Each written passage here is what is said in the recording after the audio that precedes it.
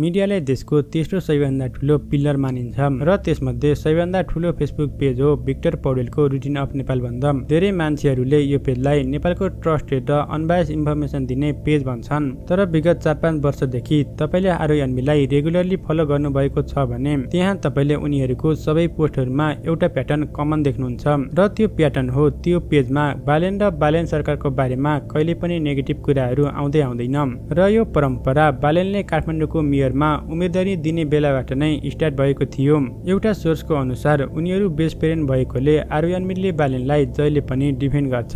जस्तो कि बालेन काठमाडौँ महानगरपालिकाको मेयर हुँदा बालेनले गरेको सानो सानो कामहरूलाई पनि बढाइ चढाइ गरेर पोस्ट गर्ने गर्थ्यो। तर त्यो काममा भएको डिले, बजेट इस्यु वा क्रिटिसिजमलाई कहिले पनि त्यो पेजमा स्पेस नै पाएन। ब्यालेन्स जर्नलिजममा पोजिटिभ र नेगेटिभ दुवै कुराहरू आउनु पर्ने हो। जस्तो कि आज गृहमन्त्री सुदन गुरुङले पोखराको लेक साइडमा डोजर चलाए। नियम कानुन अनुसार फेवातालबाट 60 मिटर भित्रको एरिया सरकारी जग्गा भएकोले त्यहाँ घर जग्गा बनाउनु इलिगल मानिन्छ। त्यसपछि आरोहणले त्यही विषयलाई ल्याएर एउटा पोस्ट गर्यो र त्यो पोस्टमा यस्तो लेखिएको थियो, गृहमन्त्री सुदन गुरुङले आफ्नै सम्पत्तिमा पनि डोजर चलाए र यो पोस्टमा एउटा ठुलो समस्या छ।